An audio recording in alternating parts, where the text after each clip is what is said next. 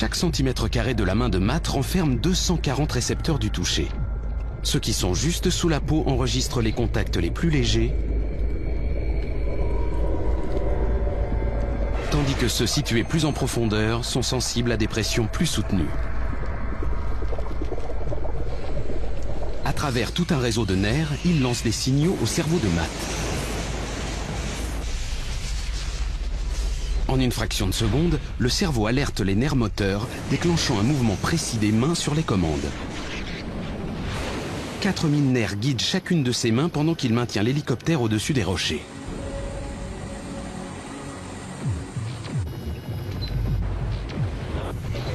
En même temps, ses autres sens le bombardent d'informations.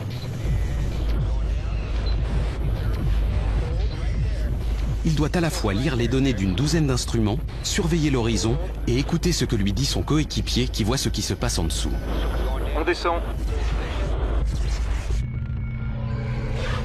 Compte tenu de tout cela, le système sensoriel de Matt doit trouver le juste équilibre entre altitude, vitesse et position.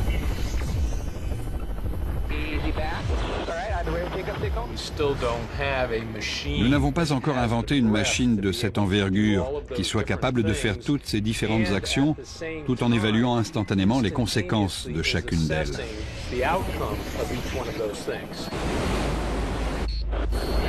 Doucement. 30 à droite, 15 en avant. Légèrement en arrière. La vitesse de conduction des signaux dans les nerfs est essentielle. Comme ça, c'est parfait. Elle évite aux secouristes de heurter les rochers. Reste comme ça, garde la position.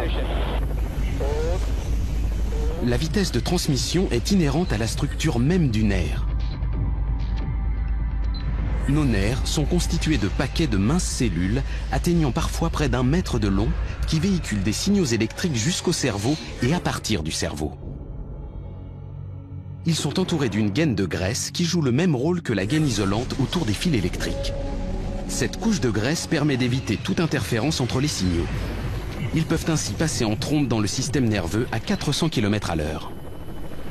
Un peu en arrière et à gauche. Doucement, il ne faut pas que ça tangue. C'est la partie la plus risquée de l'opération. Le secouriste suspendu au filin est ballotté par le vent tout près des rochers. Les nerfs du pilote transmettent les messages si vite et sont touchés si précis qu'il peut procéder sans réfléchir à de tout petits ajustements. Il agit à l'instinct, réagissant à des sensations plus rapides que la pensée. Nous le faisons tous les jours.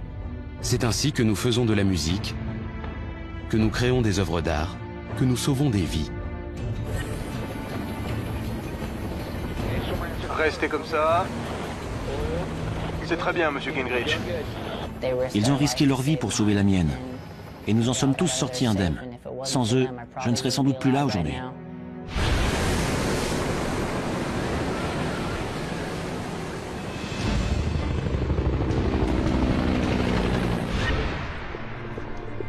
Cette multitude de récepteurs du toucher nous permet de répondre instantanément à tout ce qui se produit autour de nous. Mais ces récepteurs ne sont pas également répartis sous notre peau. Leur concentration au centimètre carré est 100 fois plus importante sur la paume des mains que sur les mollets. En fait, ils sont là où nous en avons le plus besoin. Si la taille correspondait à notre sensibilité au toucher, notre corps ressemblerait à quelque chose de ce genre.